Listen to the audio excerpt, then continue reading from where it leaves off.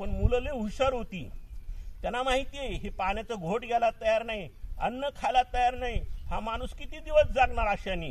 म्हणून त्या मुलांनी काय युक्ती केली माहितीये, कुरुन धन्याचं एक झाड असतं, असं गवतासारखंच असतं, पाला असतं त्याला, फुलं पाला, त्याचा रस काढायचा आणि तो रस त्यांच्या मुखामध्ये सोडायचा आणि तेवढ्या रसावर त्यांनी 8-10 दिवस नुसते त्या रसावरच काढली. आता हे सगळं इथं घटना घडलेली कुणालाच माहिती नाही. फक्त कुणाला माहिती होतं, श्रीप्रभू बाबा आपले रुद्धपूरचे जे आपण देव करून आले त्यांना, कारण ते परमेश्वर अवतार होते. परमेश्वराला सगळं समजतं, कोणता जीव कुठं दुःखात आहे आणि कोणता जीव कोणत्या सुख फळात आहे आणि कोणता जीव काय नरक भोगतो हे फक्त परमेश्वरच जाणू, बाकी कुणी जाणू शकत नाही. मग त्यांची एक चुलत बहीण होती महदंबा नावाची. रुपाईची सख्खी बहीण होती, पण महदंबा ही मोठी बहीण होती, पण ती मोठी ज्ञानी होती आणि ती बी आपल्या स्वामींचं विरह भरलेली एक भक्त होती. मग ती श्रीप्रभू बाबाजवळ आली शोधत शोधत नागदेवाचार्याला.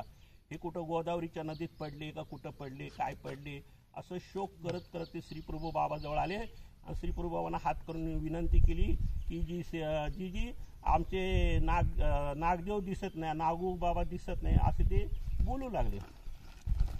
तर श्रीप्रभू बाबा बी चिडले महदंबावर. आता तिला तरी काय विचारायला माहिती आहे. मेले जाय म्हणे भानखेडी आला, असं एक त्यांचा पेटंट शब्द होता.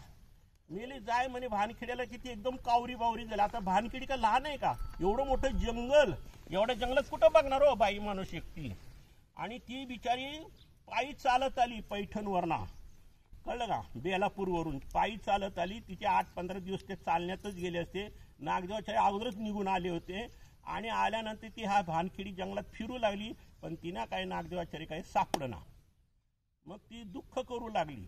मग ती मुलांनी बघितलं, गुराखी मुलांनी, की आई का रडतात, हे कशा करता आली, ते काय आले, म्हणून ते विचारायला आले. म्हणे अरे तुम्हाला इथं कोणी एक असे म्हातारे बाबा दिसले का कोणी नागदेवाचार्य. तर ती मुलं काय म्हणली, हो हो हो म्हणे आम्ही बघितलंय त्यांना, त्या अशा अशा ठिकाणी गवतामध्ये बेहोश पडलेले आहेत, ते काय अन्न खात नाहीत, पाणी पित नाहीत, काही करत नाही.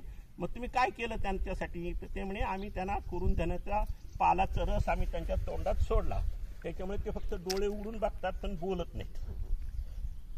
ते ऐकून महदंबाची पर हातपायच गळाटले, की तिला वाटलं आता नागदेवाचार्य संपले, आता शेवटच्या स्टेपला आहेत, आपली बी गाठ होते, पडते की नाही काय माहीत.